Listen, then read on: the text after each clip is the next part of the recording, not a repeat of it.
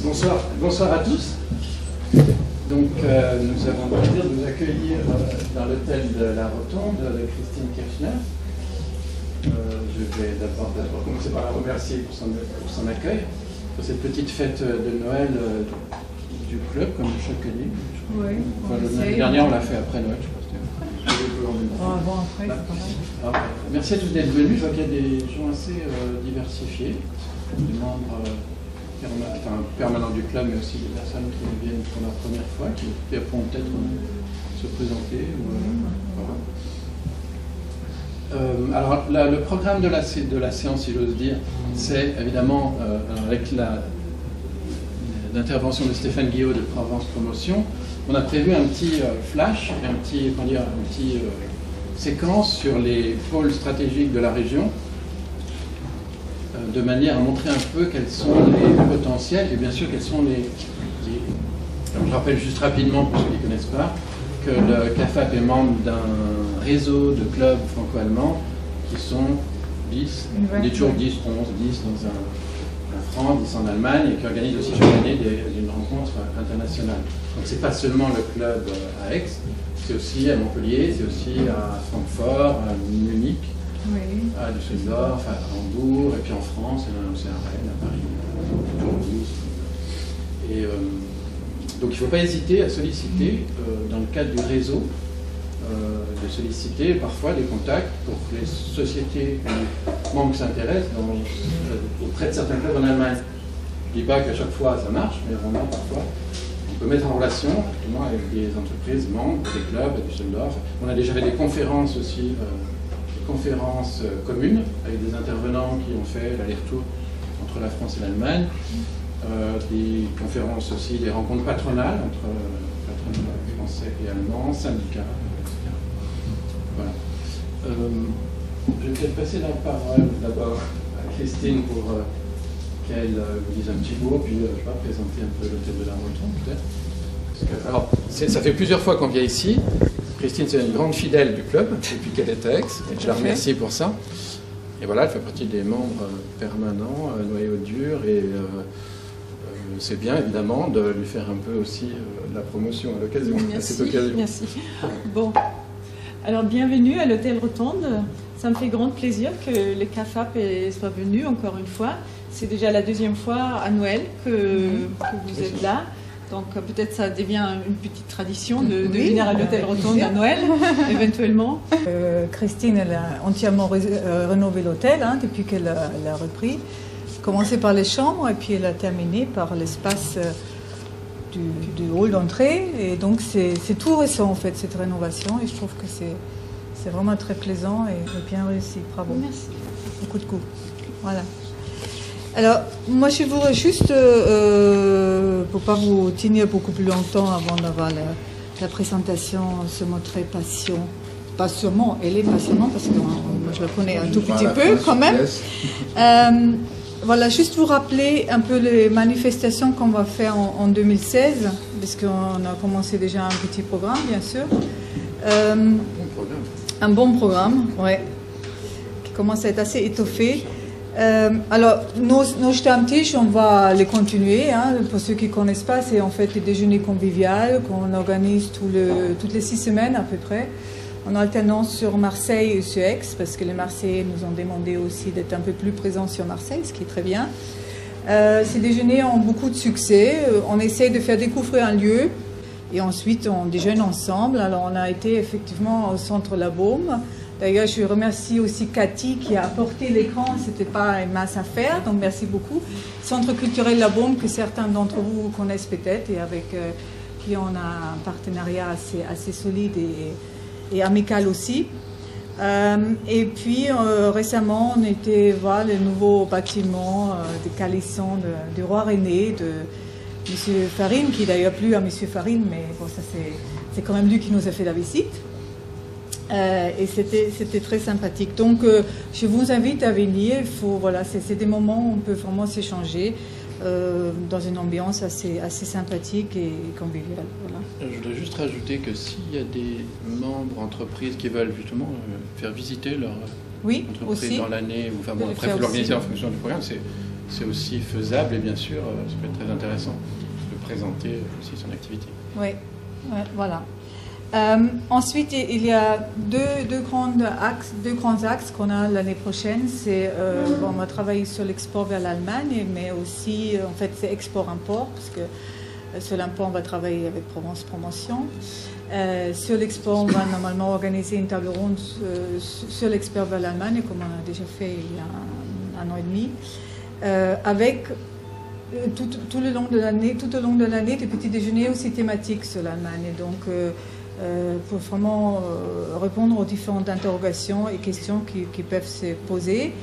Et ensuite, l'idée, c'est aussi de faire venir effectivement des sociétés allemandes pour vraiment créer des partenariats.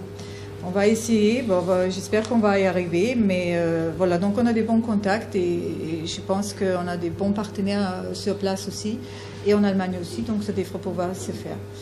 Ensuite, les séminaires franco-allemands qui a lieu tous les ans sur les technopoles de la bois va avoir lieu l'année prochaine aussi, en octobre, et cette fois-ci, le thème choisi, c'est le traitement et la valorisation des déchets.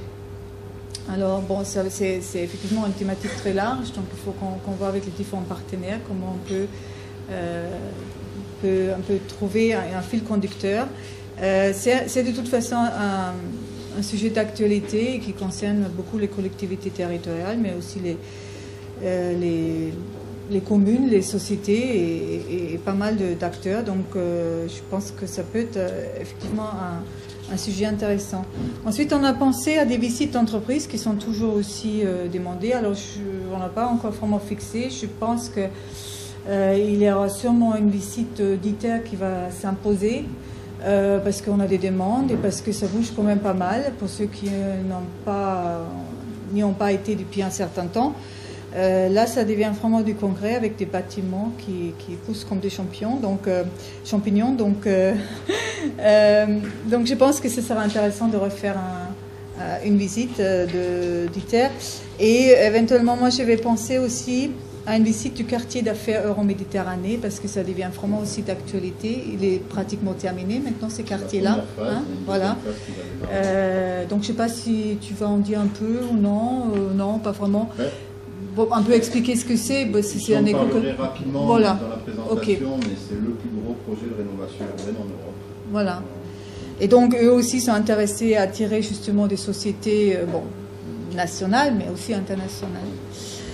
Donc, je pense qu'on entend toujours parler, mais on ne sait pas vraiment à quoi ça correspond. Du moins, moi, voilà. Donc, je pense qu'il y a d'autres aussi qui sont dans ces cas-là. Et puis, on va sûrement essayer, bon, nous, on va sûrement participer, mais ce sera bien qu'il y ait des membres qui participent avec nous à la prochaine rencontre des clubs d'affaires franco-allemands, puisque, comme avait dit Patrick avant, il y a donc ce réseau des clubs d'affaires franco-allemands, et tous les ans, il y a une rencontre, en fait, c'est des conseils d'administration, des dirigeants, entre guillemets, mais aussi des membres. Donc, cette année, cette rencontre a lieu à Saarbrück. L'année prochaine, ça sera à Rennes. Donc, on essaie de chaque fois faire une fois en Allemagne, une fois en France. Donc, à Rennes, c'est prévu du 22 au 24 septembre, je pense. Voilà, c'est ça. Bon, les clubs de Rennes, c'est un petit club, mais ils sont assez actifs, ils sont très dynamiques. Et en plus, ils sont regroupés un peu avec les clubs de l'Ouest, donc avec Nantes et Poitou-Charentes aussi. Donc, c'est assez intéressant comme configuration. Et donc, je pense que ce sera intéressant d'y aller et peut-être avoir quelques membres qui viendront avec nous. Mais de toute façon, vous aurez des informations. Là, j'ai seulement les dates. Donc, les dates, c'est du 22 au 24 septembre. Après, les restes, ça va au fur et à mesure. Vous allez être informés justement des détails concernant cette manifestation.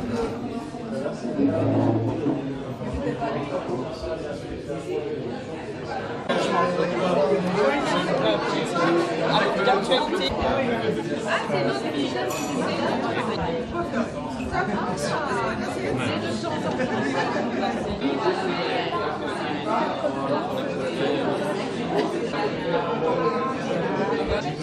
Avec quelque chose d'appeler les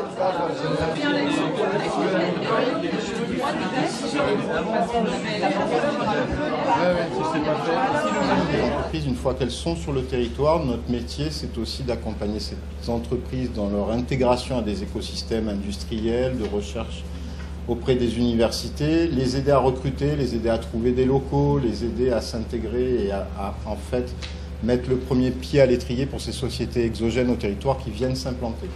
Alors je suis un mauvais élève parce que je rentre de l'étranger justement et j'ai fait une compilation de présentations cet après-midi. Je vais parfois passer, le début de ma présentation est en anglais, j'en ai une autre partie en français, mais je vais la commenter, veuillez m'en excuser. Quoi qu'il en soit, pour vous donner un peu rapidement, en fait la présentation elle tourne autour de ce qu'est l'attractivité du territoire en termes de résultats, en moyenne, ce qu'attire le territoire des Bouches-du-Rhône chaque année en termes de projets exogènes, nationaux et internationaux. Et puis après je vous présenterai 3 projets emblématiques, industriels, en cours de développement qui vont avoir un impact sur les années à venir sur le développement du territoire des Bouches-du-Rhône, de Aix-Marseille Métropole, puisqu'on est à l'heure de la métropole Aix-Marseille, mais aussi au-delà de ça, sur le territoire national et voire international pour certains projets. Provence Promotion, c'est une structure qui est portée par la Chambre de commerce et d'industrie Marseille-Provence et le conseil départemental des Bouches-du-Rhône. Notre métier, donc, c'est d'accompagner à titre confidentiel et gratuitement les entreprises françaises et étrangères quand elles souhaitent s'implanter sur le territoire des Bouches-du-Rhône. Nos valeurs, ça c'est assez classique, on essaye d'être engagé au maximum dans les projets que l'on accompagne, de présenter un nombre de services qui soit le plus efficace possible, avec une culture et une équipe qui vient du monde de l'industrie. On est, mon équipe, en fait, le pôle prospection, on est 8 prospecteurs qui sont spécialisés par métier, qui correspondent aux 8 grands domaines d'activité sur lesquels la Provence a des choses à raconter au niveau national et international. Des gens qui viennent de l'industrie et qui donc connaissent les métiers de l'industrie sur leur secteur d'activité particulier, que ce soit dans la santé, que ce soit dans l'activité industrielle lourde, que ce soit dans le tourisme, que ce soit dans la logistique et le transport, ou que ce soit dans l'IT, dans le numérique, puisque je n'ai pas de slide de présentation sur le volet French Tech, mais je vous en parlerai puisqu'on porte le volet internationalisation de la French Tech Aix-Marseille. Donc notre métier et nos services, c'est de mobiliser l'ensemble de l'écosystème économique et scientifique pour supporter le déploiement des entreprises qui viennent s'implanter sur le territoire, de créer les conditions les meilleures de cette implantation, de supporter la mobilité des salariés. Quand on a des sociétés étrangères qui se déplacent sur le territoire, de temps en temps, elles envoient des équipes avec. On va mettre en place un certain nombre d'outils d'appui à la mobilité. Alors quand c'est au sein de l'Europe, c'est assez relativement simple. Quand on rentre sur des pays qui sont exogènes à l'Union européenne, on rentre dans des problématiques de visa, un certain nombre de choses comme ça, on va accompagner ces entreprises-là pour faire de l'obtention de visa pour les salariés qui bougent et qui viennent s'implanter sur le territoire. Et enfin, on a un volet promotion. Une fois que l'entreprise est implantée sur le territoire, on va essayer de travailler à sa promotion, à l'implantation, liée à son implantation. Pour vous donner une vision en fait de la structure, il y a 3 grands pôles d'activité. Un pôle prospection, donc une équipe de prospecteurs que je manage qui, elle, a pour métier d'aller chercher les entreprises, d'aller vendre le territoire auprès des entreprises, sur des entreprises à la fois ciblées. On a un certain nombre de, je dirais, une golden list d'entreprises qu'on a envie de voir sur le territoire et qu'on va approcher de manière récurrente sur certains types d'événements, rendez-vous B2B, dans des conférences, dans des salons. Et puis après, on participe à un certain nombre de salons en lien avec les savoir-faire du territoire, nationaux et internationaux, où là, on va faire de la prospection plus au fil de l'eau, c'est-à-dire qu'on va rencontrer des entreprises et voir s'il y a des opportunités d'affaires et de les faire venir sur le territoire. Il y a un volet pôle implantation. Donc mon équipe, en fait, c'est le pourquoi. Pourquoi s'implanter en Provence?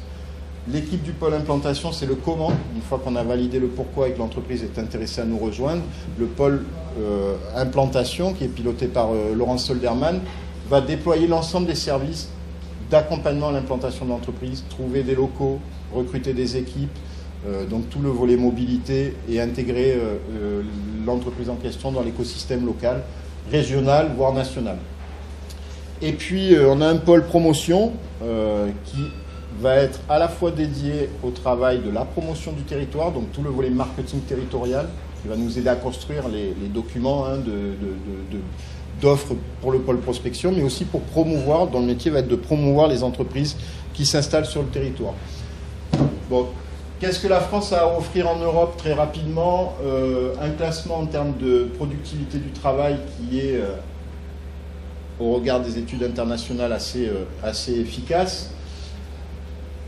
Un outil d'attractivité qui fonctionne très bien sur beaucoup de domaines d'activité qui sont liés à l'innovation, le crédit impôt recherche, qui est un des plus, si ce n'est le plus agressif au niveau international. L'équivalent, vous allez le trouver à Singapour, mais sur la zone européenne et sur les autres pays développés, c'est la France qui offre le plus haut taux de crédit impôt recherche. On attire pas mal de projets chaque année grâce au crédit impôt recherche. Vous avez peut-être vu, lu ou vous savez que par exemple l'an dernier Intel a implanté à Meyreuil une équipe d'ingénieurs, de 40 ingénieurs dans les technologies sans contact, le NFC, le RFID. Il y a un vrai savoir-faire sur le territoire ici autour de ces technologies sans contact. Les technologies que vous avez dans vos téléphones pour payer, vous savez, le NFC, ce genre de technologie-là. Intel a déployé son centre de R&D monde, c'est-à-dire qu'il y a des gens qui viennent d'Israël, des États-Unis, etc., pour travailler sur ces problématiques-là à Meyreuil. Ils viennent aussi pour le crédit impôt recherche, parce qu'il y a une incitation fiscale autour du crédit impôt recherche. Il y a des compétences, il y a des vraies compétences sur ces savoir-faire sur le territoire, et puis il y a des aides, des incitations. Un certain nombre d'outils. Pour vous donner une image de ce qu'est le volume d'investissement direct étranger en France par an, c'est 600 sociétés à peu près qui viennent, qui font le choix de sociétés étrangères, qui font le choix de la France chaque année. La Provence est située, alors sur ces investissements directs étrangers, première sur le volet logistique. On est le premier territoire d'attractivité en logistique. Et puis dans les domaines de l'aéronautique. Ça peut paraître surprenant, on pense à Toulouse prioritairement. Ici, en termes d'investissement direct étranger, on est positionné avant Toulouse parce qu'il y a des effets de diversification du territoire pour les activités aéronautiques ici sur d'autres secteurs, et j'en parlerai plus tard. C'est notamment un des pourvoyeurs de cette attractivité sur le volet aéronautique, c'est un projet qui s'appelle Henri Fab, je vous en parlerai un peu plus tard. Les entreprises font le choix de la Provence, les entreprises aéronautiques font le choix de la Provence. Pour vous donner un volume d'investissement, chaque année on implante donc des projets gagnés qui viennent s'implanter, qui créent une entité sur le territoire, entre 60 et 65 sociétés exogènes au territoire. Ça représente à peu près 2000 emplois créés chaque année. Sur ces 60 à 65 sociétés étrangères, sociétés exogènes, pardon, on a à peu près 50% de sociétés étrangères. Ça, c'est les résultats de l'an dernier. On est en train de consolider les résultats de l'année en cours, bien entendu. Ça, c'est les résultats de l'année 2014. L'an dernier, il y avait 48% de sociétés étrangères, 52% de sociétés françaises qui n'étaient pas encore présentes sur le territoire. C'est à peu près 50-50 en moyenne. Ces sociétés étrangères sont plus pourvoyeuses d'emplois sur le territoire que les sociétés françaises. Donc on a 48% de sociétés étrangères, mais 66% des emplois sont apportés par ces sociétés étrangères. L'origine géographique, alors ça ne ressort pas très bien sur la carte. Le premier pourvoyeur d'investissement direct étranger sur le territoire, en termes de pays, la première zone c'est l'Europe. Si on réfléchit en termes de pays, le premier pays ce sont les États-Unis, qui représentent toujours entre 20 à 25% d'investissements directs étrangers, de nos investissements directs étrangers en Provence. Vous pouvez voir qu'après c'est assez bien réparti au niveau de l'Europe, et que l'Allemagne suit 11%, Allemagne-Suisse. On a chaque année 4, 5, 6 sociétés allemandes qui viennent s'implanter sur le territoire, qu'on prospecte, et on va renforcer nos activités de promotion et de prospection vers l'Allemagne avec le CAFAP notamment. Pour vous donner des noms, l'an dernier, on a implanté sur la Ciotat une société qui s'appelle Oldenburger, qui est un des leaders internationaux de l'habillage de yachts de luxe, qui est venu s'implanter à la Ciotat. Pourquoi? Parce que la Ciotat est un pôle de refit de yachts de luxe de plus de 40-50 mètres en forte croissance. Il y a 2 autres pôles en Méditerranée, vous avez Gênes et vous avez Barcelone qui sont en saturation, et on attire de plus en plus ici d'activités autour du refit de yachts de luxe. Et Oldenburger a déployé l'an dernier une équipe qui est en train de grossir. Cette année, société allemande, on a implanté ici sur le pays d'Aix une société qui s'appelle Payker, qui est une ETI allemande de 1000 personnes, qui fournit des solutions de communication dans les voitures, dans les BMW et ce genre de véhicules-là. Quand vous pouvez communiquer avec votre téléphone via du Bluetooth et des choses comme ça, c'est des technologies qui sont portées par Payker. Le siège social France de Payker s'installe, est en train de finaliser son installation, il a depuis quelques semaines, ici sur le pays d'Aix, vers l'Arbois, sur la zone de l'Arbois. Et cette entité siège social France va porter une partie du développement de Payker à l'international, notamment sur le Moyen-Orient, sur les pays du Moyen-Orient et sur le continent africain. Donc là, l'équipe est en train de grossir. Une autre société qui est venue cette année, qu'on a accompagné, détectée, qu'on a accompagnée, s'appelle Physical Instrument. Fournit des solutions de mesure dans le domaine de la science pour les laboratoires de recherche et a implanté son siège social France ici. Donc on a un certain nombre de sociétés allemandes chaque année. L'Allemagne représente 11%, la Suisse 11%. Alors c'est à peu près stable chaque année. Hein, ça peut bouger de 1 ou 2% en fonction des résultats. Nous, on focalise notre prospection vraiment sur les États-Unis et l'Europe prioritairement. Après, il y a quelques missions sur l'Asie. Vous voyez que le Japon représente... Vous verrez bientôt Porte d'Aix à Marseille. Si vous y passez régulièrement, si vous avez eu l'opportunité d'y passer, il y a un grand bâtiment qui est en train d'être construit. C'est Toyokoin. C'est le premier investissement d'un groupe hôtelier japonais en Europe. Il se fait ici à Marseille. C'est un prospect qu'on suit depuis des années et puis qu'on a réussi à faire basculer au bout de 4 ou 5 années, qui crée son premier hôtel. C'est du milieu de gamme, hein, 2 étoiles, qui vient implanter sa première... marque Toyokoin ici à Marseille. Donc voilà, une répartition assez équilibrée des investissements avec une priorité zone géographique Europe et pays États-Unis. Et puis la même chose en termes de diversification de zones de domaines d'activité. Premier domaine d'investissement sur le territoire, la logistique et les industries portuaires. On est un hinterland, le port de Marseille a redémarré ses activités depuis pas mal d'années, regagne en termes de productivité, recommence à gagner en termes de reconnaissance des opérateurs logistico-portuaires, et on a de plus en plus d'activités logistiques portuaires liées au port de Marseille, sachant que là on a des effets de saturation aussi. Le premier port en Europe, c'est Anvers, qui est complètement saturé, donc il y a un certain nombre d'opérateurs. On est la porte d'entrée naturelle des produits depuis la Chine vers l'Europe.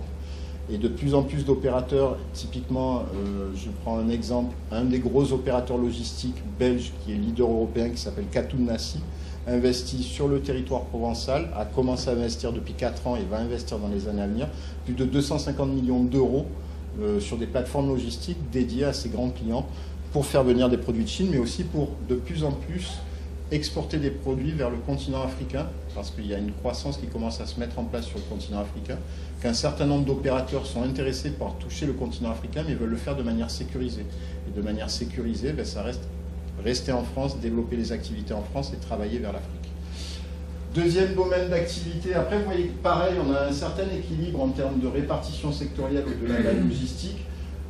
Les industries duales, ce qu'on appelle les industries duales, ce sont toutes les industries qui sont susceptibles d'adresser soit de l'activité liée au militaire, soit au civil. Ce sont toutes les technologies marines et sous-marines. Il y a beaucoup d'opérateurs dans les technologies marines et sous-marines qui nous rejoignent. Toutes les activités qui sont liées à l'aéronautique aussi. Vous pouvez adresser un marché soit défense, soit civil. Typiquement, je vais vous donner un exemple d'une société française qui a fait un très gros investissement récemment sur le territoire provençal. C'est Snecma Safran à Istres, qui est en train de déployer, il y a une vingtaine de millions d'euros d'investissement de Snecma Safran sur un banc de test de nouvelle génération à l'air libre pour les moteurs, les futurs moteurs qui seront déployés dans les prochaines générations d'avions, de Boeing, de Airbus. Des nouveaux moteurs qui vont être testés, qui ont besoin d'être testés à l'air libre pour répondre à un certain nombre de contraintes. Ces moteurs de nouvelle génération, qu'on appelle les LEAP, sont déployés sur ce banc de test. C'est un banc de test unique en Europe.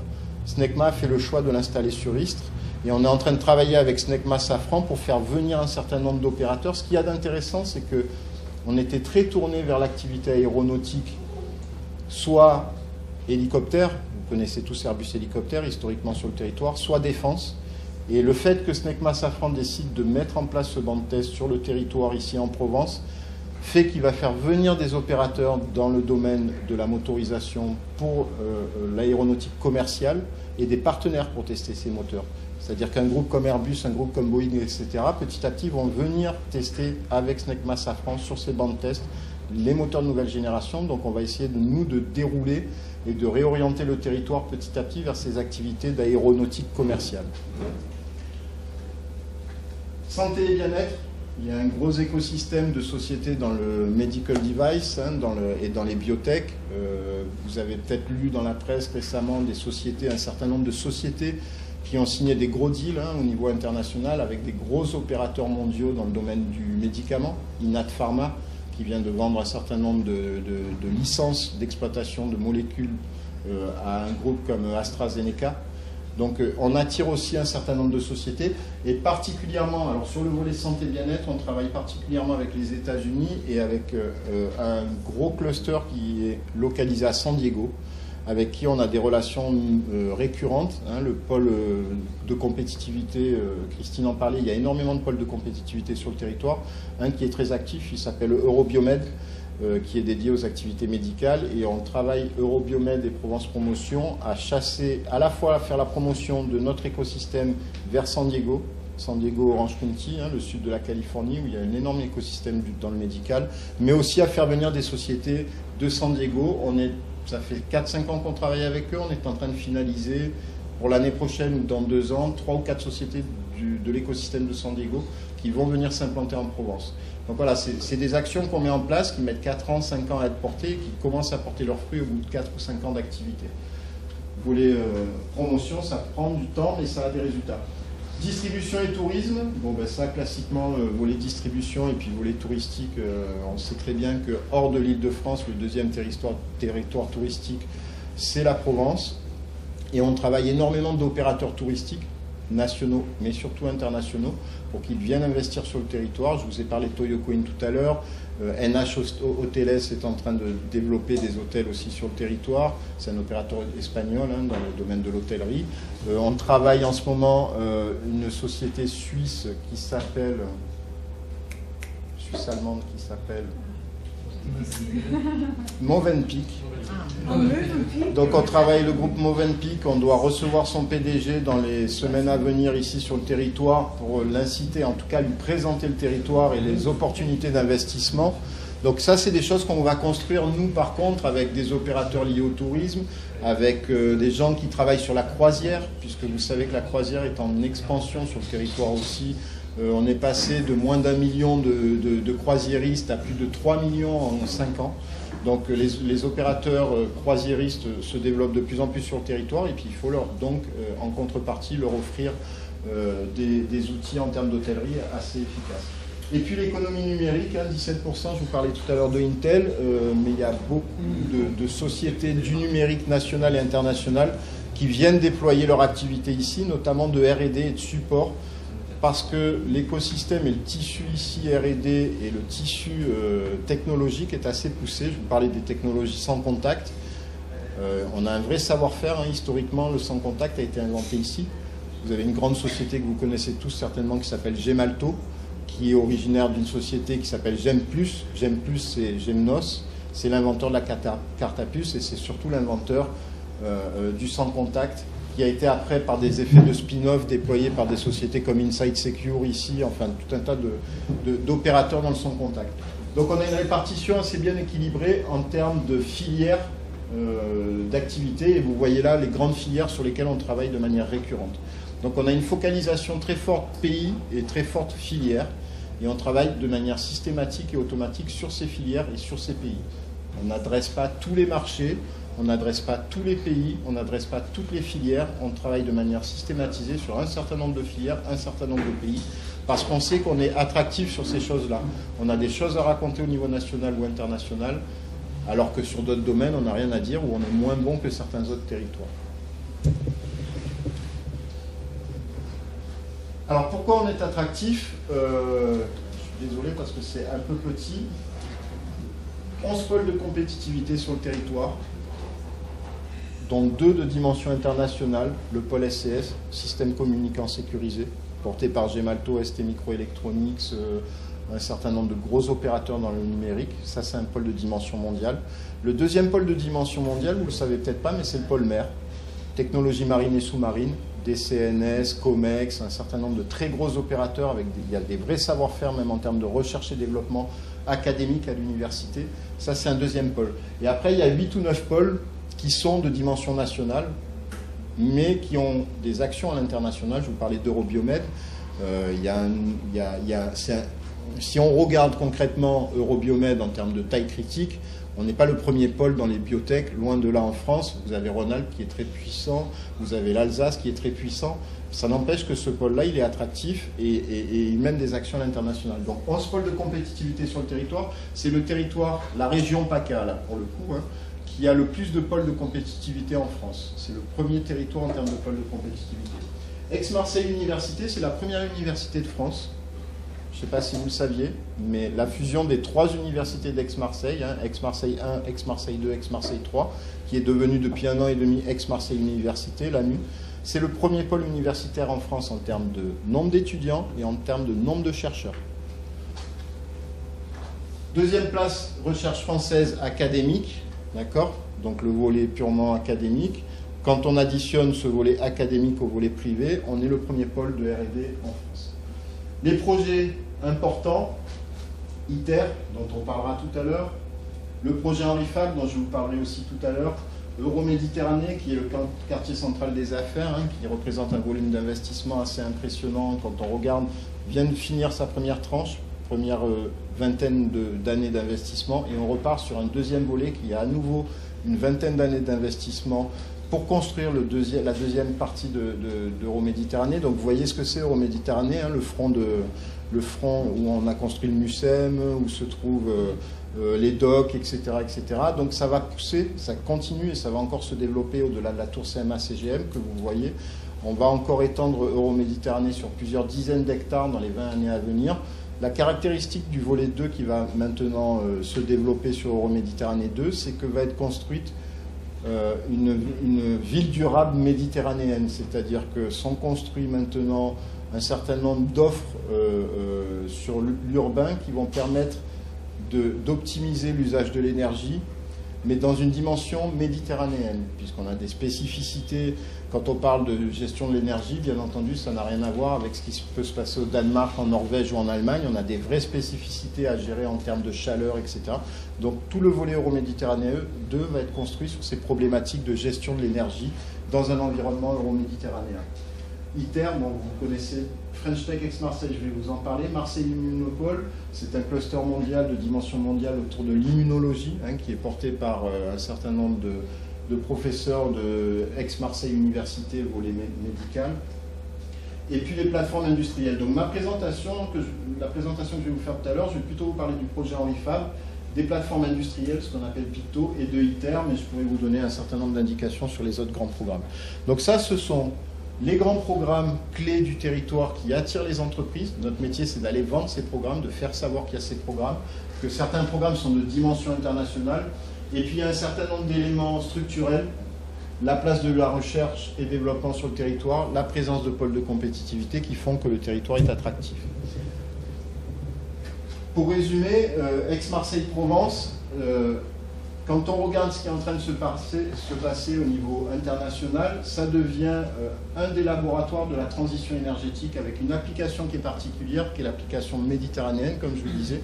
Et il y a des vrais marchés, il y a des vraies perspectives de développement, parce que, quoi qu'on en pense, dans 5 ans, dans 10 ans, dans 15 ans, le prochain territoire de croissance économique mondiale, il en reste un, c'est le continent africain. Et il y a un certain nombre d'opérateurs qui commencent à comprendre qu'il y a des choses à jouer sur le continent africain en termes de croissance économique. J'en veux pour preuve l'attractivité qu'on a à l'heure actuelle sur les data centers, les opérateurs de data centers, hein, ces fermes de serveurs où toute l'économie numérique transite. On a une particularité sur ce territoire, c'est qu'on est le point d'arrivée des câbles sous-marins depuis l'Asie, depuis Singapour, en passant par le Moyen-Orient. Tous les câbles qui relient l'Asie, le Moyen-Orient à l'Europe arrivent à Marseille. On a de plus en plus d'opérateurs data centers qui ont des clients qui veulent déployer l'activité. Quand je parle de clients, je vous parle d'un Apple, je vous parle d'un Google, je vous parle de gros opérateurs dont toute l'activité est liée au data center. Les données sont dans les data centers et tout leur business tourne autour des données clients. Ces opérateurs-là, je parle de gros opérateurs mondiaux, de rang mondial, NTT Docomo, Equinix, un certain nombre d'opérateurs sont en train de déployer des projets de data center sur le territoire parce que leurs clients, leurs grands clients internationaux leur demandent d'adresser les marchés d'Afrique. Un Google il est déjà projeté dans 20 ans sur ce qu'il va faire en Afrique. Mais en même temps, comme les données sont des choses ultra sensibles, ils veulent pouvoir mettre ces data centers dans des environnements sécurisés. Donc ils viennent les mettre ici en Provence. Proximité des câbles, donc proximité physique, connexion Afrique, Moyen-Orient, Asie, mais en même temps un endroit où ils savent que la stabilité du pays fait que leurs données ne seront pas en danger. Si vous allez mettre vos data centers sur le continent africain, vous n'êtes pas toujours sûr du fait que vos données, vous pourrez les sécuriser dans les 10 ans à venir. Donc, un pays qui est connecté sur le volet euro-méditerranéen, sur le volet énergie, transition énergétique, on est à la croisée d'un certain nombre de marchés multiculturels. C'est 800 millions de personnes. Si vous prenez l'Europe, le Moyen-Orient et l'Afrique, c'est 800 millions de personnes. Des projets matures, des zones géographiques matures, hein, l'Europe, mais des zones en très fort développement, le Moyen-Orient et l'Afrique, qui sont les prochaines, comme je vous disais, étapes de développement économique. Et puis, la spécificité du territoire, quand même, quand on regarde, quand on fait une cartographie de ce qui se passe en Provence versus le reste de la France et versus même le reste de l'Europe, c'est qu'on a un territoire avec une très forte diversification. Il y a énormément d'activités dans différents secteurs d'activité.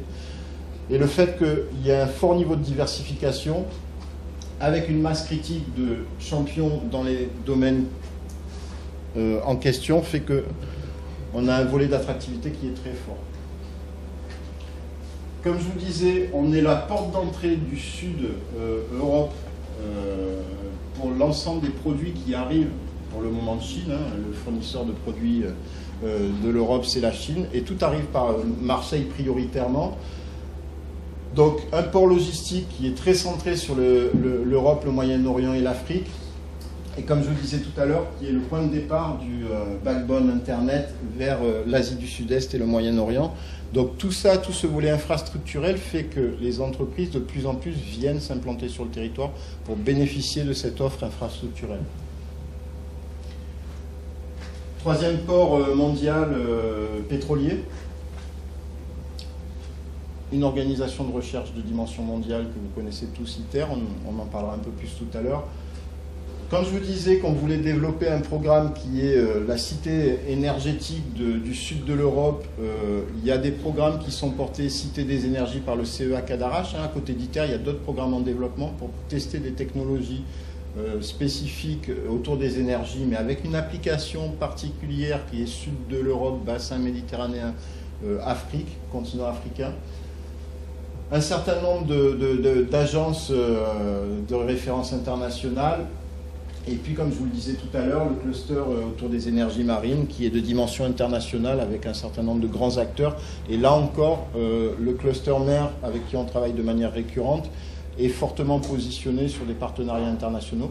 Là encore, je vous parlais tout à l'heure de San Diego. Il y a beaucoup d'activités technologie marine à San Diego. On a des choses qui se passent entre le pôle mer méditerranéen et San Diego, mais avec d'autres clusters aussi en Europe du Nord. Comme je vous parlais tout à l'heure d'un marché de consommation de 800 millions de personnes multiculturel, il y a eu un certain nombre d'événements aussi que vous connaissez. Hein. Bon, ben, c'est passé la capitale européenne de la culture en 2013. On a porté la candidature d'une deuxième chose qui va arriver en 2017. L'année prochaine, en 2016, il y a le championnat d'Europe de football. En 2017, Aix-Marseille-Provence sera capitale européenne du sport. C'est un projet qu'on a porté aussi. L'idée, c'est de faire à chaque fois, en ayant ces signatures marketing, parce que c'est des signatures marketing, la capacité de faire venir des investissements sur le territoire. La capitale européenne de la culture, ça attire un certain volume d'investissement sur le territoire. La capitale européenne du sport, ça va en attirer un certain nombre d'autres. L'université, il y a 18 000 étudiants étrangers sur l'université Aix-Marseille. Et on a 15 000 étudiants provençaux qui sont à l'étranger. Donc vous voyez, il y a une dimension internationale très forte de l'université. Comme je vous le disais, en nombre d'étudiants, l'université Aix-Marseille, c'est la première en France. Si on regarde en fait ce que ça représente, d'ici à 2050, quand on prend les grands projets nationaux de dimension nationale et internationale, en fait, ça représente 55 milliards d'euros d'investissement sur le territoire. Voilà. Donc d'ici, là maintenant, 2015, enfin un peu avant, puisque dedans j'ai dû intégrer quelque part la capitale européenne de la culture, depuis 2013 jusqu'à 2050, c'est à minima 55 milliards d'euros d'investissement qui vont être faits sur le territoire. ITER, ça représente 14 milliards d'euros d'investissement, le premier prototype de fusion nucléaire. quand je vous parlais de connexion Genève, Marseille, Gênes, pardon, Marseille, Barcelone, les 3 grandes capitales méditerranéennes qui vont être reliées, c'est 8 milliards d'euros d'investissement par un TGV dédié. Euroméditerranée, pardon, je vous disais, le premier pôle de redéveloppement urbain en Europe, c'est 7 milliards d'euros d'investissement, de rénovation urbaine, de proposition de nouveaux services liés au logement et aux activités d'entreprise. Le développement du port de Marseille-Fos, c'est 3 milliards d'euros d'investissement. L'hôpital public, l'hôpital européen de Marseille, qui est en train d'émerger aussi sur l'espace euro-méditerranéen, qui est en activité maintenant, c'est 2,2 milliards d'euros d'investissement. La capitale européenne de la culture, ça a été 680 millions d'euros d'investissement. Et la fusion de l'université Aix-Marseille, ça a représenté 650 millions d'euros d'investissement, à la fois des collectivités locales, mais aussi de l'État français. Donc 55 milliards d'euros d'investissement. Quand on regarde quels sont les critères d'attractivité, quand on discute avec les entreprises, notamment internationales, sur les raisons pour lesquelles elles viennent s'implanter sur le territoire, en fait, on a 4 grands mécanismes d'attractivité du territoire.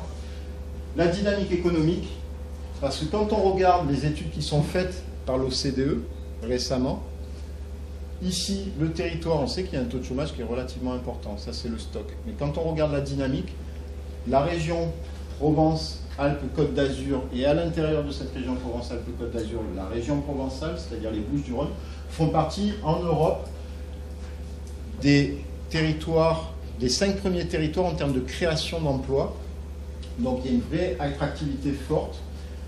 Les entreprises qui recherchent une ouverture euro-méditerranéenne vers des marchés, la proximité de marchés à la fois Europe, Europe du Nord, Moyen-Orient, Afrique, viennent s'implanter ici, donc le degré d'ouverture vers le monde. Les entreprises qui recherchent aussi de la diversification à la fois technologique et industrielle. Et puis quelque chose qui est de plus en plus important, les entreprises sont de plus en plus dans ce qu'on pourrait appeler une guerre des talents, attirer des gens et les conserver. Ici, et vous êtes bien placé pour le savoir, on est quand même dans un territoire où on arrive à combiner à la fois le développement personnel et la vie professionnelle. Et ça, les entreprises, on travaille sur un programme qui s'appelle Talent depuis des années, qu'on est en train de porter à l'international.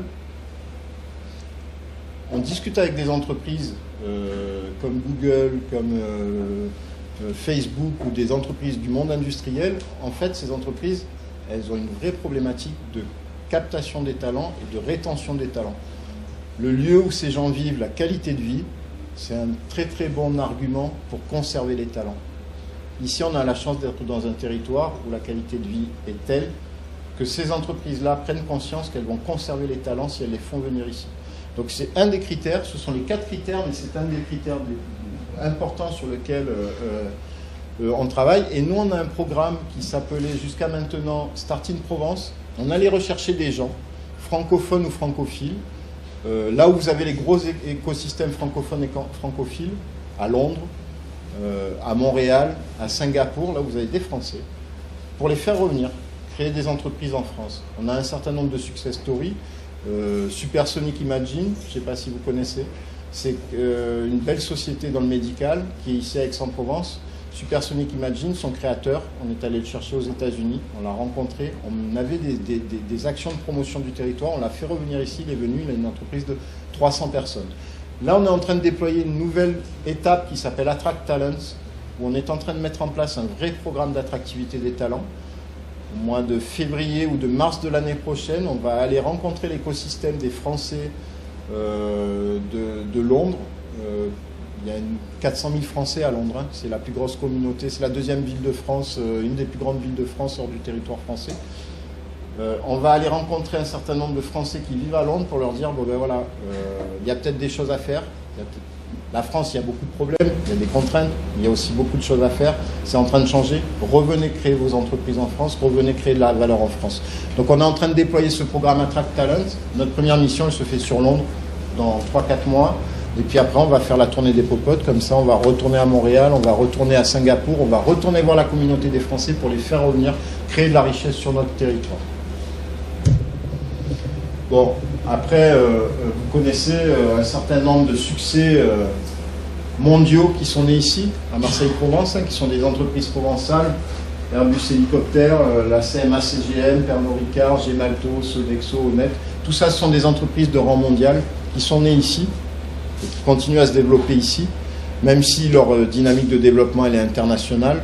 Ce sont quand même des faire-valoir sur le territoire qui sont quand même excessivement attractifs.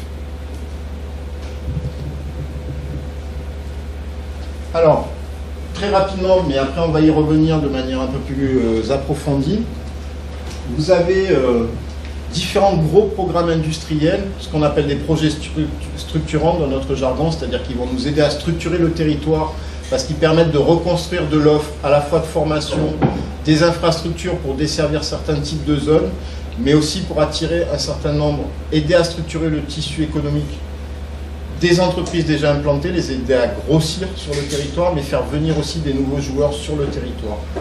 Henri Fabre, en fait, c'est un programme transversal qui adresse à la fois les marchés de l'aéronautique, de l'énergie, des technologies marines et sous-marines et du médical par le déploiement de plateformes industrielles collaboratives entre donc différents acteurs comme Airbus Hélicoptère, comme DCNS, comme Thales Underwater System et Thales Technologies Sous-Marines, EDF, le CEA. Tous ces opérateurs-là ont des problématiques communes. Ces problématiques communes, elles sont à la fois sur les matériaux, les nouvelles générations de matériaux, les composites, ce genre de choses-là, la mécanique, le traitement de surface. Quand vous devez créer, que vous êtes des CNS et que vous devez créer le bateau du futur ou le sous-marin du futur, vous avez au final peu ou prou les mêmes problématiques de traitement de surface, de résistance des peintures, de résistance des matériaux qu'un Airbus hélicoptère qui doit envoyer des hélicoptères dans le ciel. Ces gens-là, ils sont en train de s'apercevoir qu'en fait, ils ont des points de recouvrement, de recherche, de programmes technologiques, de programmes de développement de produits et de procédés communs, et ils sont en train d'investir ensemble sur la mise en place d'un certain nombre de plateformes industrielles autour de ces problématiques-là pour avoir des espèces d'économies d'échelle.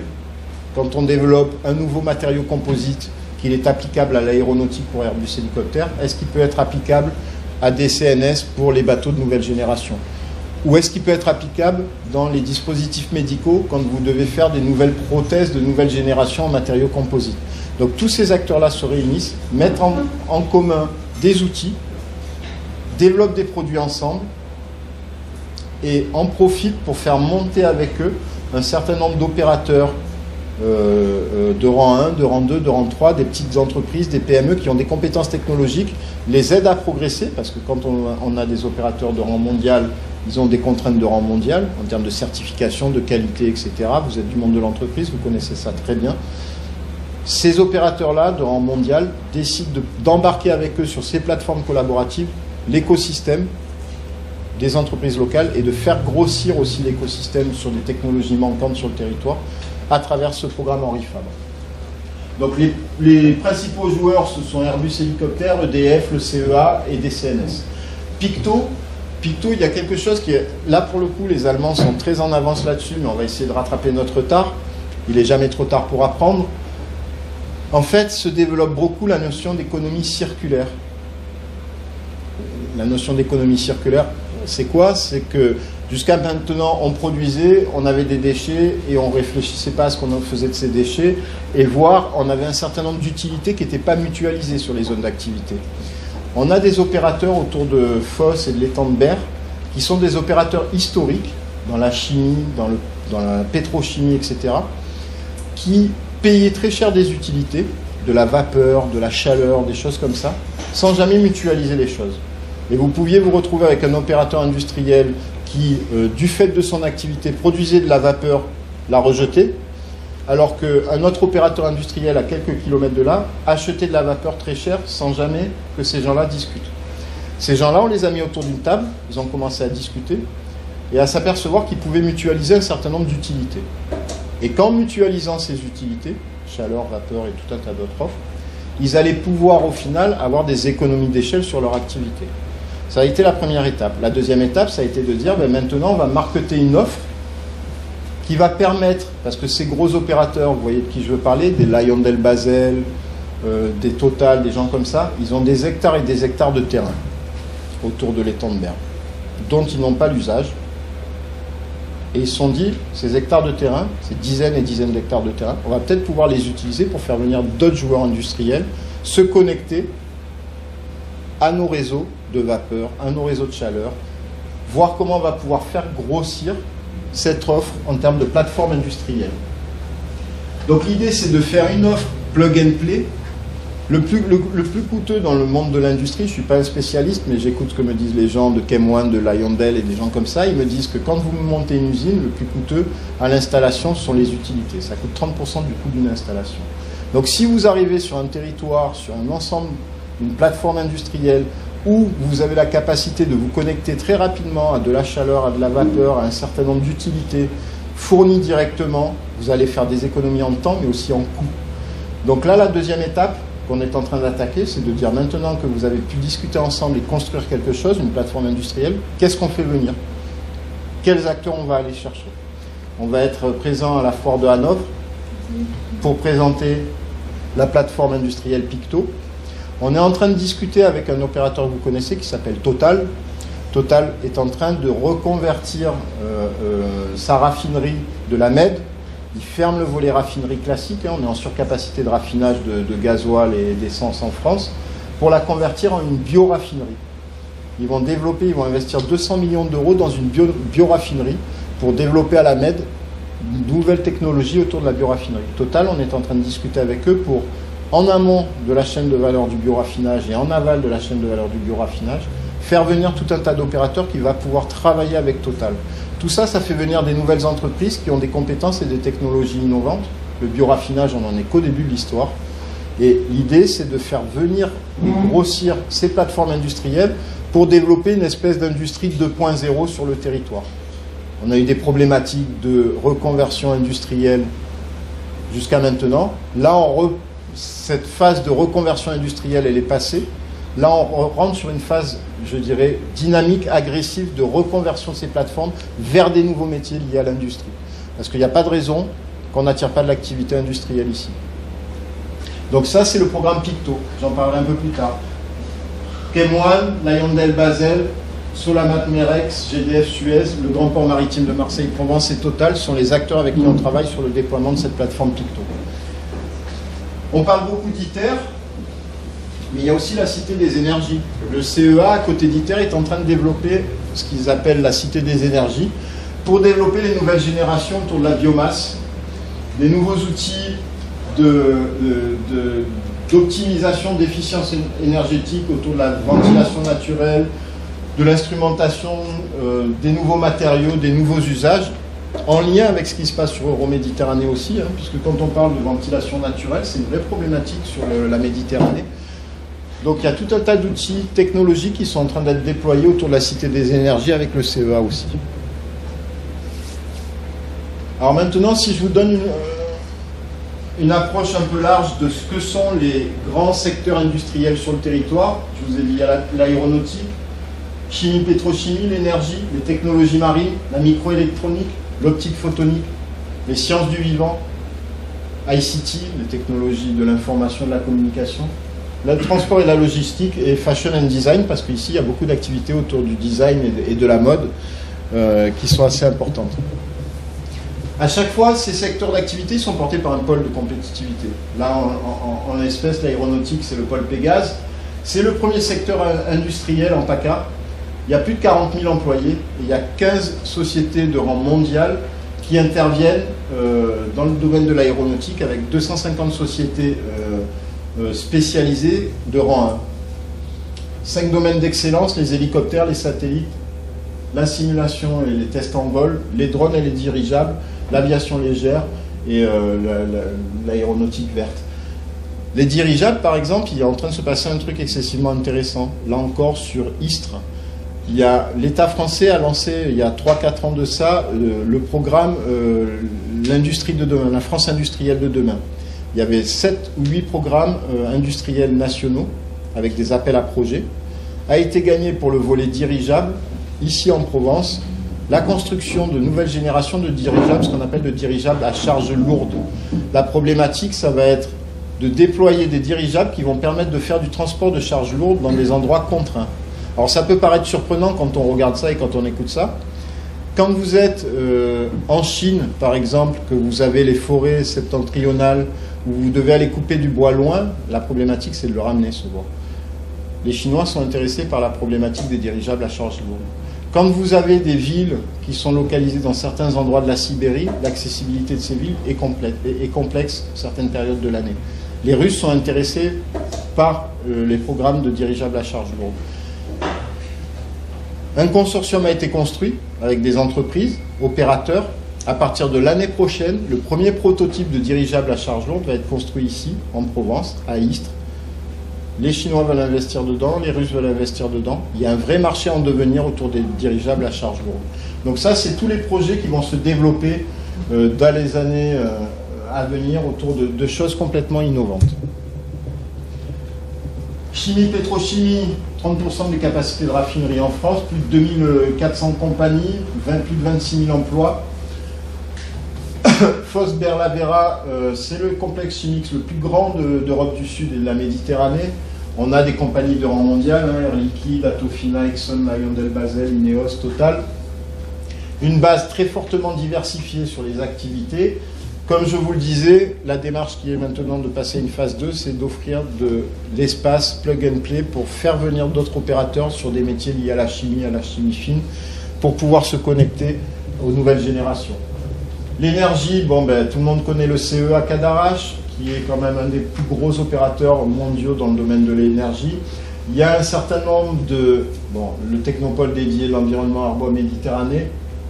On est un territoire autour de l'énergie qui est fortement positionné au niveau national et international. Il y a deux clusters, pôles de compétitivité dédiés, Cap Énergie et le pôle Mer-PACA, qui a des problématiques aussi autour de l'énergie, ce qu'on appelle la Blue Economy. Comment on va utiliser à la fois l'énergie de la mer, marée motrice, ce genre de choses-là, hydrolienne, enfin toutes ces technologies-là pour créer de l'énergie dans les années à venir. Il y a des vrais programmes de développement autour de ça. Donc ça rejoint technologie marine et sous-marine, plus de 60 000 emplois. Alors ça croise avec les technologies, les entreprises, là ça dépend de la façon dont on compte. Il y a des entreprises qui développent des technologies pour la marine et qui développent aussi des technologies pour l'aéronautique. Ce que je vous disais, c'est ce qui a amené l'émergence du programme Henri Fabre. C'est qu'on a un certain nombre d'opérateurs qui sont capables de répondre à différents types de métiers autour de ces technologies-là. La microélectronique, c'est contraint parce que toute la production, toutes les fabs ont bougé en Asie. Ici, on a majoritairement quasiment plus que de l'activité liée au design, à la R&D. Enfin, les activités à valeur ajoutée restent là. Les activités qui sont un peu moins à valeur ajoutée bougent beaucoup.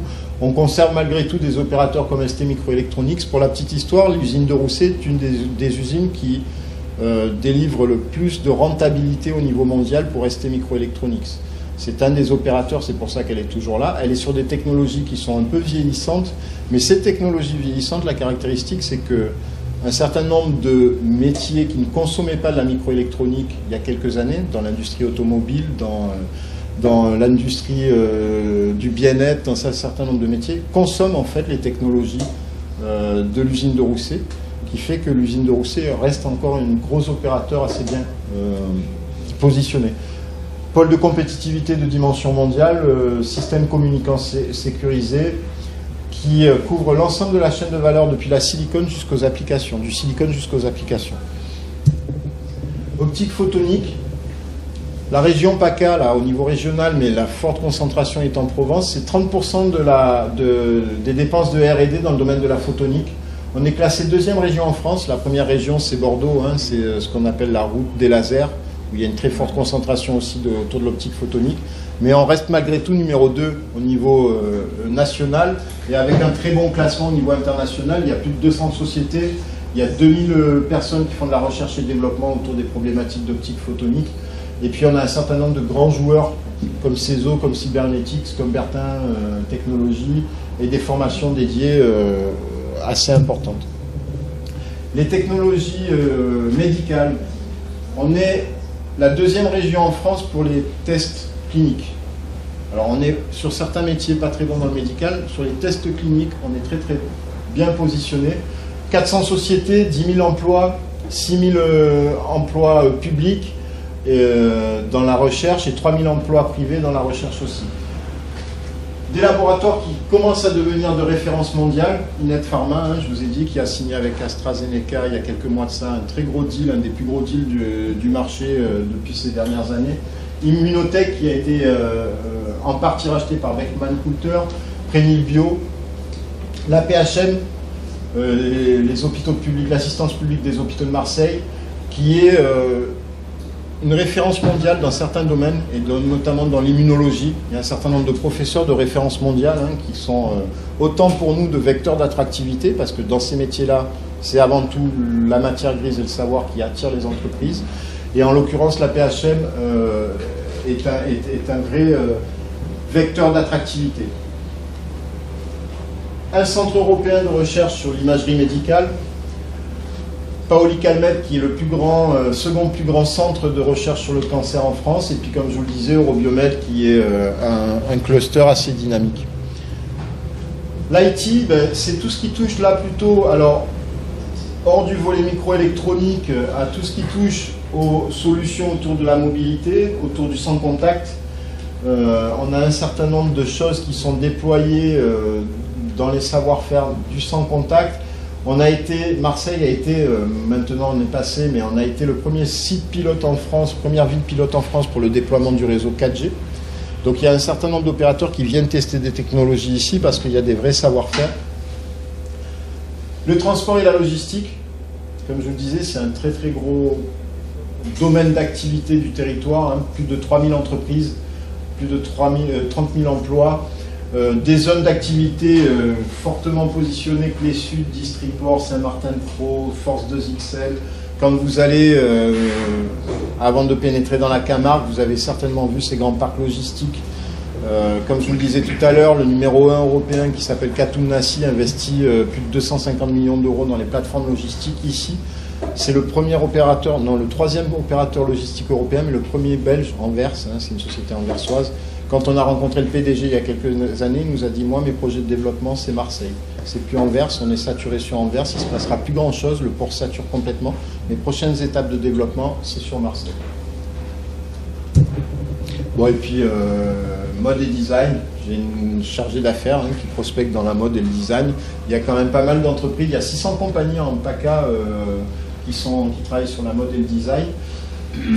On a un certain nombre de marques qui sont provençales, American Vintage, Caporal, Le Temps des Cerises, Pain de Sucre, Didier Parakian, Poivre Blanc, etc. Tout ça sont des marques ici, locales, qui se sont développées au niveau national et international. Et on attire un certain nombre, alors c'est pas un gros volume d'affaires, mais chaque année on attire des entreprises dans la mode et le design, des entreprises brésiliennes, des entreprises nord-européennes, etc., etc. Alors j'espère que je ne vous ai pas endormi, parce que c'est pas fini. Je vais essayer d'être rapide. Henri Fabre. Henri Fabre, le principe, c'est de construire ce qu'on appelle l'entreprise étendue du futur. Alors ça, c'est le volet marketing de l'offre. En fait, Henri Fabre, c'est quoi? C'est le développement d'un nouveau modèle d'entreprise. Les grands donneurs d'ordre industriels, ils ont l'habitude d'avoir une relation qui est très verticalisée avec leurs sous-traitants de rang 1. Ils ne veulent pas parler aux sous-traitants de rang 2. Enfin bon, vous connaissez ça si vous êtes dans le monde de l'industrie. Mais ils sont en train quand même de s'apercevoir que le savoir-faire, il est quand même plutôt chez ces sous-traitants, voire les petites entreprises de rang lointain, qu'au sein de ces grands groupes, parce qu'il y a une force d'inertie telle dans ces grands groupes que, ben, au final, la R&D, elle est plus complexifiée que dans les petites entreprises. Alors, on a développé des nouveaux modèles, l'Open Innovation. Hein, on ouvre ces programmes de R&D à des partenaires à qui on ne parlait pas à l'époque, etc. Donc, l'idée, c'est de construire un nouveau modèle industriel qui est plus collaboratif, qui est plus collectif, qui est tiré par l'innovation et les opportunités technologiques dans un domaine particulier qui est la mécanique, les matériaux et les procédés.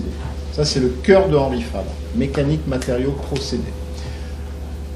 L'idée, c'est de mutualiser des moyens et de l'expertise, de faire un accompagnement des entreprises de rang 2, 3, 4, les petites entreprises, les PME du territoire, vers le haut, les tirer vers le haut, tirer leurs compétences par l'accompagnement des grands groupes, et puis développer des formations adaptées. Donc dans le programme Henri Fabre, le ministère de l'Éducation nationale, à travers le rectorat, est présent, puisque son métier, c'est de faire une projection sur les besoins de formation à 10 ou 15 ans dans ces métiers-là, et de commencer à mettre en place un certain nombre de formations dédiées autour de la mécanique, des matériaux et des procédés. En contrepartie, ça veut dire que cet écosystème, il a besoin d'une offre territoriale particulière et efficiente. Des zones d'activité de qualité, un réseau de transport qui dessert ces zones d'activité efficacement, et Dieu sait que le transport, c'est quand même une grosse complexité sur le territoire provençal, des formations qui répondent aux besoins actuels et futurs. Ça veut dire quoi? Ça veut dire que dans le cadre d'Henri Fabre, il y a 4 projets de zones d'activité, plusieurs dizaines d'hectares qui vont émerger. La première, vous la voyez si vous allez vers là-bas, elle est vers Marignane, c'est ce qu'on appelle le Technoparc des Florides. Technoparc des Florides, c'est un endroit où Daher et Airbus Hélicoptères ont mis en place toute la logistique, tout le management de la logistique de Airbus Hélicoptères. C'est assez intéressant d'ailleurs, il faudrait peut-être c'est quelque chose à visiter. La control room de Daher. Vous connaissez Daher? Daher, c'est un grand groupe marseillais, hein, pour le coup aussi. Hein. Patrick Daher est un Marseillais qui est un fournisseur de rang 1 du groupe Airbus, mais pas que, entre autres du groupe Airbus, qui est spécialiste de la supply chain, mais pas que, hein, qui est dans l'activité industrielle aussi. Ils ont déployé une control room où ils pilotent en temps réel les flux de produits que Airbus Hélicoptère doit envoyer de spares, d'accord, aux clients à travers le monde, en temps réel avec des outils qui sont assez impressionnants à voir. Ça, c'est vraiment quelque chose à voir, et si on en a l'opportunité. C'est aussi d'ailleurs qui pilote tout, à travers la control room entre autres, tout le déploiement des éléments qui sont construits pour ITER vers le site d'ITER et qui arrivent à FOSS. Donc ça, c'est des choses à voir parce que c'est assez intéressant, et ça, on pourra en discuter, Christine, parce qu'on peut vous aider à organiser ces choses-là. Donc l'idée, c'est que zone d'activité particulière, première zone qui est en train d'être déployée, c'est le Technoparc des Florides. Il y a 2 ou 3 autres zones qui vont émerger aussi, où on va pouvoir faire venir des entreprises et aider nos entreprises à se déployer. Il y a une grosse ambition, hein, autour du projet Henri Fabre.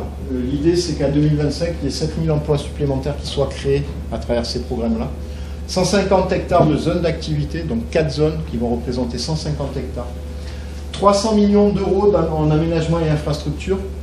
Nouveau système d'infrastructure de transport, il y a un certain nombre de transformations, la gare du Pas des Lanciers, etc. Il y a tout un tas d'outils infrastructurels qui sont en train d'être développés pour pouvoir supporter ça. Et il y a 100 millions d'euros d'investissement public-privé sur les plateformes et le technocentre.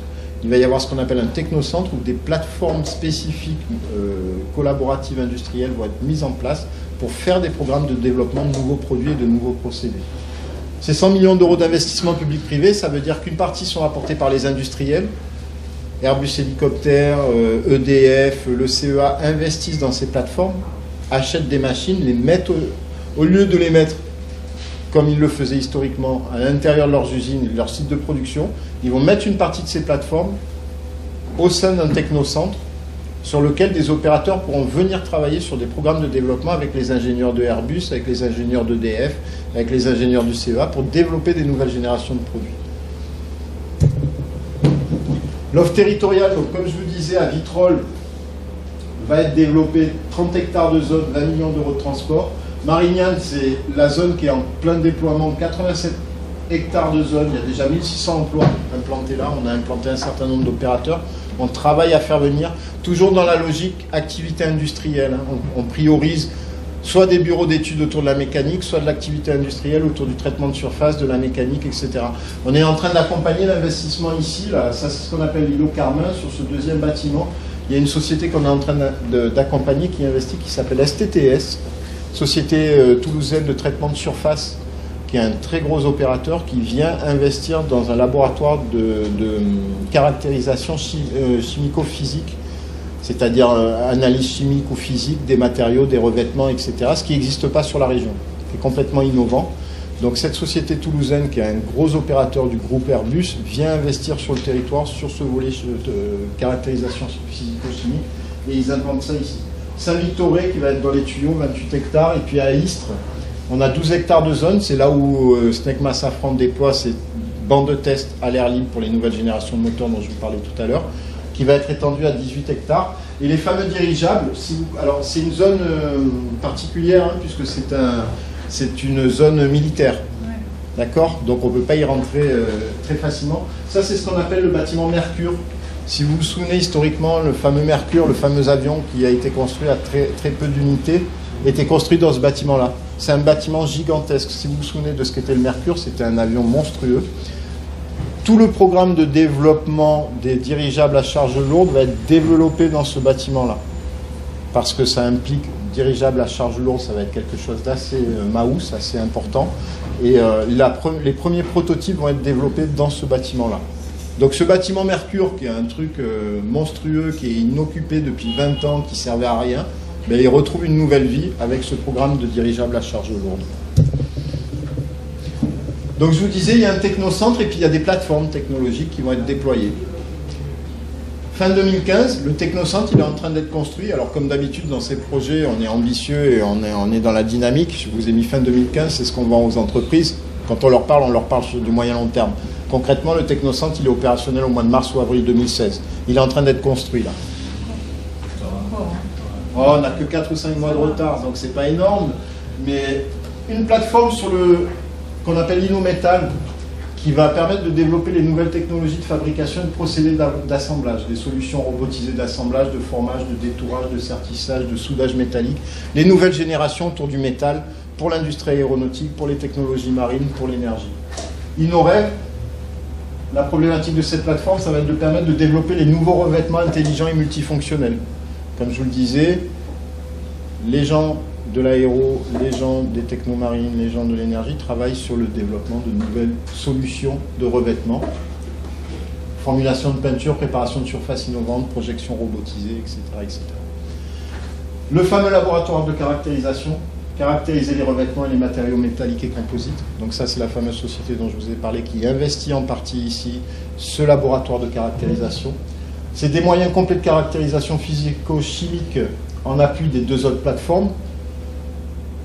D'accord? Donc l'idée, une fois que vous avez développé vos revêtements intelligents ou une nouvelle technologie de fabrication sur le métal, ben, il faut tester la caractérisation, le vieillissement, les caractéristiques mécaniques des matériaux en question. Il y aura ce laboratoire intégré. Donc l'idée, c'est d'avoir un laboratoire complètement intégré avec l'ensemble des plateformes. Donc ça, c'est le volet purement caractérisation physico-chimique, avec des systèmes qualité qui répondent à des contraintes de Airbus Group, de Thales, de Safran, de la DCNS, de la DGA, du CEA, etc. etc. C'est un consortium d'entreprises qui s'appelle Expiris, donc STTS, hein, dont je vous ai parlé, qui est le leader européen en peinture aéronautique. C'est une grosse société qui en a main, STTS, je ne sais plus combien ils sont, 5 ou 6 000 personnes. C'est le premier opérateur qui fait du traitement de la peinture pour Airbus hélicoptères. C'est ceux qui peignent pour Airbus hélicoptères et Airbus Group.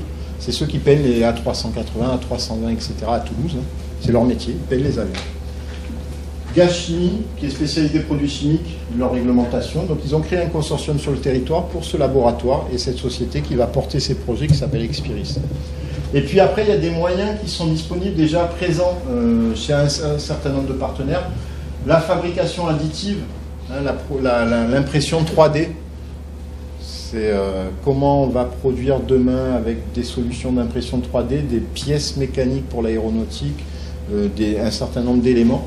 Donc il y a un certain nombre d'outils dans le cadre de la fabrication additive, haute puissance pulsée, des fonderies rapides, des thermoplastiques composites, de l'usinage, de l'ingénierie numérique caractérisation. Donc tout ça, c'est des éléments qui existent déjà, qui vont être assemblés au sein du programme Henri Fabre. Et puis, il y a une offre industrielle qui va se développer. Le technocentre, là, il démarre, il va faire 2500 m². On parle de mini technocentre ou technocentre phase 1. In fine, il fera 16 000 m². D'ici entre 5 et 10 ans, on est toujours ambitieux, donc on dit à 5 ans, mais d'ici 5 à 10 ans, on aura 16 000 m² de plateforme autour des revêtements, de la fabrication additive, de la caractérisation, une plateforme mécatronique, toutes les technologies électriques et mécatroniques de nouvelle génération, une plateforme composite Et là, pour le coup, les Allemands, il y a beaucoup de choses à discuter avec eux parce qu'ils sont très très bien positionnés dans le monde du composite. Et une plateforme métallique. Donc voilà, des moyens qui vont être, comment dire, à la pointe du savoir-faire au niveau international sur des métiers précis. L'idée, c'est de développer avec tous ces outils-là. Il y a une bourse de projet qui est en train d'être mise en place entre Airbus Hélicoptère, EDF, le CEA. Ils sont en train de faire parler les équipes de développement ensemble, et ça, c'est pas facile. Ils commencent à mettre en place un certain nombre de programmes. SNECMA rejoint le programme aussi, des CNS aussi, pour se poser des questions sur comment, avec ces plateformes-là, on peut développer des produits composites ou des traitements de surface ou des revêtements qui vont pouvoir répondre à nos contraintes dans les 10 ans à venir, quand je veux faire l'hélicoptère du futur, quand je veux faire le sous-marin du futur, quand j'ai des problèmes de traitement de surface parce que je suis un opérateur EDF, qu'il y a une partie de ces activités liées au sous-marin, etc., etc. Et nous, là-dedans, qu'est-ce qu'on fait? On est dans la structuration du programme et puis on va chercher des entreprises. Donc on va chercher des entreprises dans la filière aéronautique, énergie, techno-sous-marine et le médical, qui sont dans une problématique de recherche de diversification. C'est-à-dire il y a des entreprises qui sont monosectorielles, mono-industrielles et qui se disent on a des savoir-faire qu'on peut appliquer ailleurs.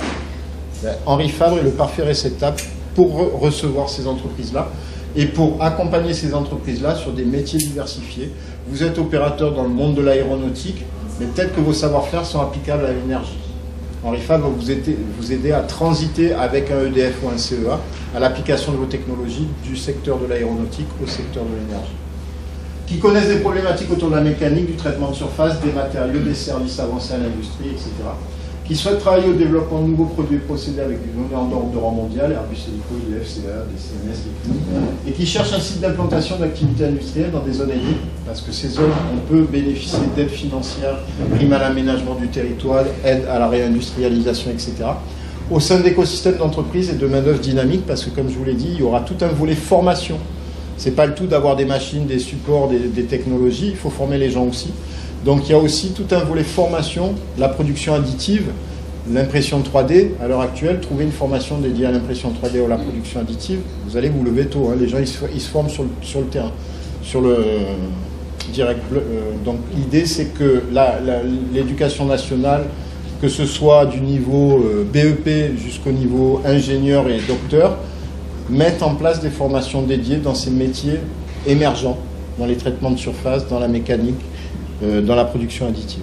Donc ça, c'est Henri Fabre. Autre projet, c'est Picto, c'est les plateformes industrielles et d'innovation Caban-Tonquin. Voilà ce que veut dire Picto. En fait.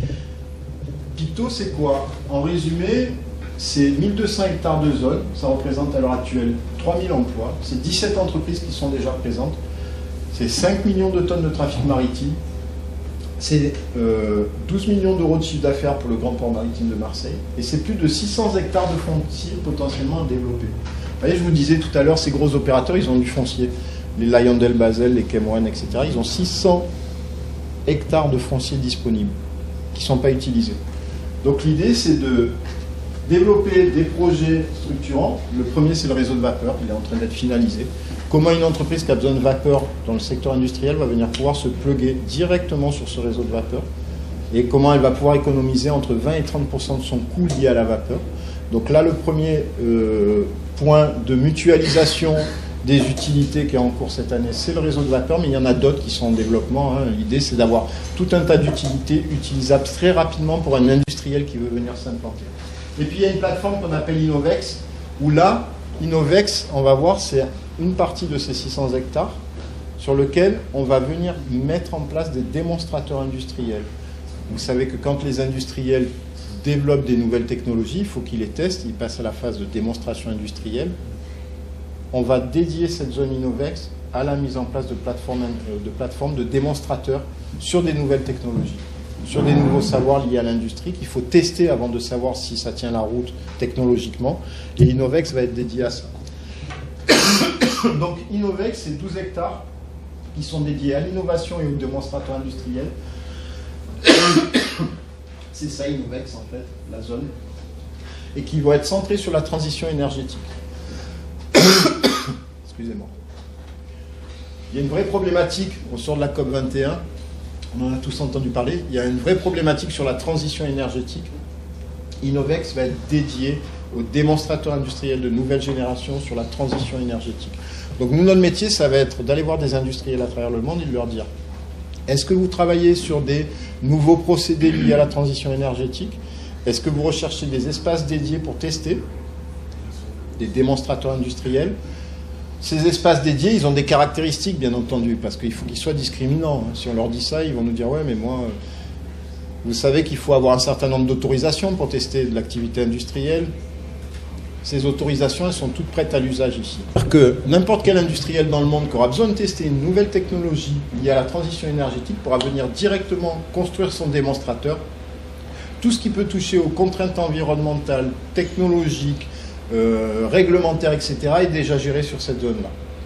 Ça a été géré en amont de façon à ce que l'industriel vienne, implante son démonstrateur et teste très rapidement ces nouvelles technologies. Il y a un certain nombre de membres actifs. Donc, comme je vous disais, Air Liquide, ASCO, Bayer, Compagnie Nationale du Rhône, LNJ, GDF, GPMM, Jean Lefebvre, Chem1, Lyondell, Solamat. Des membres associés, l'agence régionale, l'ARI, l'agence régionale pour l'innovation et internationalisation. Donc nous, la mission métropolitaine, la Caisse des dépôts, l'ADEME, l'UIC, l'Union des industries chimiques. Voilà, ça, ce sont les opérateurs qui sont en train de porter ce projet Picto au niveau national et international. Donc Picto, pour résumer, c'est quoi? Consolider le tissu industriel de la zone industrielle portuaire et augmenter son attractivité en vue de l'accueil de nouveaux projets par le développement d'une offre plug and play. On trouve des industriels qui viennent rapidement se connecter et qui font des économies sur les utilités. Pérenniser les activités historiques, participer, faciliter la mise en place de synergie entre les acteurs historiques sur les utilités et services, c'est-à-dire que ces gens-là, ils ont commencé à se parler et ils sont en train de s'apercevoir qu'ils ont des choses à mutualiser et que s'ils mutualisent ces choses-là, ils vont faire des économies d'échelle, donc ils vont gagner un peu plus d'argent que ce qu'ils ont gagné historiquement. Structurer et aménager la plateforme pour plus de compétitivité et faciliter l'intégration de nouveaux acteurs, source de valeur ajoutée pour les industriels historiques. Donc ça implique une offre foncière, des marchés amont, des marchés aval et une offre plug and play, services, utilité, énergie, vapeur, réseau, logistique, sécurité, sûreté, R&D, innovation, facilité réglementaire, ce dont je vous parlais tout à l'heure. Donc là, on est dans la vente, on est en train de vendre, hein, Picto, ça y est, c'est opérationnel, on commence à prospecter. À partir de l'année prochaine, on met en place une démarche de prospection pour aller chercher des acteurs et les faire venir. Nos styles d'entreprise sont des entreprises du domaine de la chimie de base, énergie, gaz industriel, intermédiaires chimiques, minéraux organiques, chimie fine et de spécialité, produits chimiques, biosourcés, chimie au service de l'environnement, activités industrielles, métallurgie et matériaux. Donc vous voyez, c'est assez large quand même. Hein. Qui sont en recherche de fourniture d'utilité et d'énergie, de cogénération, de services industriels partagés, ingénierie, laboratoire, zone de dédouanement, logistique, RSE, traitement des déchets, d'un embranchement multimodal fer et pipe, route, port, zone de manutention, c'est une caractéristique de cette zone, c'est qu'elle est multimodale. Il n'y a pas énormément de réelle multimodalité en France. Quand je dis multimodalité, c'est le port, la route, le fer, les pipes et le fluvial, parce que vous avez un accès aussi au Rhône à proximité. Donc c'est une vraie multimodalité et c'est très rare au niveau national, voire même européen. Des entreprises qui souhaitent développer des démonstrateurs industriels sur un site dédié répondant à l'ensemble des contraintes environnementales et sécuritaires, ce que je vous disais tout à l'heure, c'est-à-dire que les gens viennent, toutes les problématiques environnementales et sécuritaires, c'est-à-dire les autorisations délivrées par la préfecture, par l'ensemble, l'ADREAL, etc., tout ça c'est déjà soldé. Cette zone-là, elle est déjà soldée en termes d'autorisation, c'est-à-dire que les gens n'ont plus cette problématique. Vous savez, je ne sais pas si vous êtes dans l'activité industrielle en France ou logistique, typiquement, quand vous voulez ouvrir un nouveau site logistique en France, vous avez une contrainte, par exemple, réglementaire, qui est ce qu'on appelle l'étude des 4 saisons. C'est-à-dire que vous venez implanter sur un site dédié, il faut que chaque saison de l'année, vous fassiez une étude d'impact environnemental pour voir que vous n'allez pas détruire le scarabée à tête dorée ou telle plante, d'accord ? Ça, c'est soldé. C'est 1 an d'études. C'est-à-dire que pendant 1 an, vous avez choisi un lieu, vous ne pouvez pas créer votre site parce qu'il faut solder l'ensemble des études à chaque période de l'année, chaque saison, ce qu'on appelle l'étude des 4 saisons. Là, toutes ces problématiques-là, elles sont déjà soldées. C'est-à-dire que le gars, s'il décide de monter son démonstrateur, 3 mois après, il peut être opérationnel. On a fini. Je ne vous parlerai pas de la French Tech, je ne vous parlerai pas d'Euroméditerranée, je ne vous parlerai pas... ITER, très rapidement, vous connaissez ITER tous? Donc on en parle ou pas? Donc on n'en parle pas alors. Bon, si vous connaissez bien, vous connaissez mieux que moi alors. Juste pour vous dire, si vous connaissez très bien ITER, on gère quelque chose qui s'appelle le Welcome Office for International Companies, le WOIC, qui est, et je pars demain en Italie avec eux pour rencontrer 8 sociétés italiennes dans le cadre de ITER. On a mis en place un outil dédié d'accueil des entreprises étrangères. Donc vous connaissez comment ça se passe, il faut gagner des appels d'offres, il y a des lotissements par agence domestique, par pays, tout ça c'est réparti, etc. Une fois que les entreprises elles gagnent les appels d'offres, il faut qu'elles viennent... Alors soit elles sous-traitent, on a typiquement des sociétés indiennes qui ne veulent pas s'emmerder à venir faire de l'activité en France, elles ont une équipe aux Pays-Bas, elles envoient les ingénieurs des Pays-Bas venir travailler sur le programme ITER, soit il faut qu'elles s'implantent. Pour qu'elles s'implantent, nous il faut qu'on les conforte. On les conforte en leur disant, mais ITER, c'est qu'un tout petit bout de la lorgnette. Il y a plein d'activités industrielles sur le territoire régional, et nous, on va vous les faire découvrir. Parce que nous, notre finalité, c'est toujours la même, faire implanter physiquement une société, lui faire créer de l'emploi et la faire grossir. Comme je vous ai dit, 60 de projets par an, 2000 emplois chaque année. Donc ça, c'est notre finalité. Nous, notre mission, elle est de créer de l'emploi sur le territoire. On est payé pour ça. Donc, dans le cadre d'ITER, on a créé, avec l'ensemble des agences régionales du territoire, du 06, du 04, du 84, etc., du 83, un outil qui s'appelle le WOIC, le Welcome Office for International Companies, qui est dédié à l'accueil des entreprises. Donc si vous connaissez des entreprises qui se posent des questions existentielles sur ITER, ou vous me les envoyez, ou vous tapez WOIC, et on répondra à leurs questions. Merci de votre attention. Merci.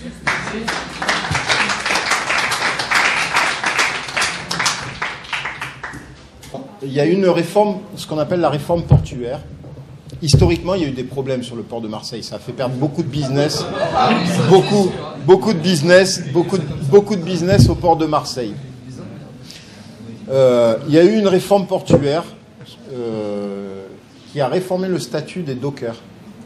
Et concrètement, les dockers ne sont plus salariés du port, ne sont plus salariés du grand port maritime de Marseille. Ils sont salariés de prestataires du port, donc ils sont salariés privés.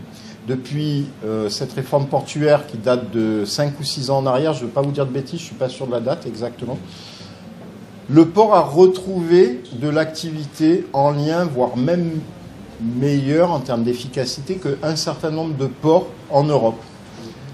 Le problème, c'est que l'image, quand elle est ternie, elle met beaucoup de temps à se reconstruire. Donc on est en train de recommencer à retrouver de l'activité autour de l'activité portuaire parce que petit à petit, les opérateurs logistiques portuaires sont en train de s'apercevoir que du port de Marseille, on n'en parle plus trop. En tout cas, en termes de problèmes. Il y a eu des gros investissements qui ont été faits sur le port de Marseille pour automatiser les portiques. Le port de Marseille, typiquement, à l'heure actuelle, ça doit être un des ports où le déchargement, quand on compare à Dunkerque, quand on compare au Havre, quand on compare à Anvers, quand on compare à Hambourg, quand on compare avec les gros ports européens, doit être un des plus efficaces en termes de productivité du fait de l'automatisation des portiques. Mais seulement, la dégradation de l'image qui résulte de ce qui s'est passé il y a plusieurs années, ça met du temps à être reconstruit. Donc, on y travaille. Le Grand Port Maritime de Marseille y travaille.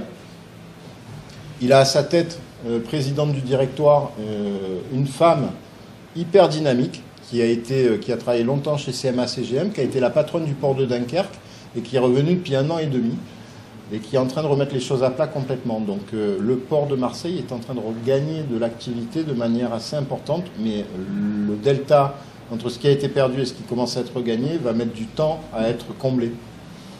Je pense qu'ils avaient touché le fond à un moment et qu'avec ouais, complètement. Avec une nouvelle génération un peu de dockers aussi. Oui, et puis la réforme du statut des dockers fait que maintenant ils ont plus autant de facilité que ce qu'ils avaient avant. Bon. Ok. Merci beaucoup Stéphane. De toute façon, Stéphane est encore là s'il a des questions.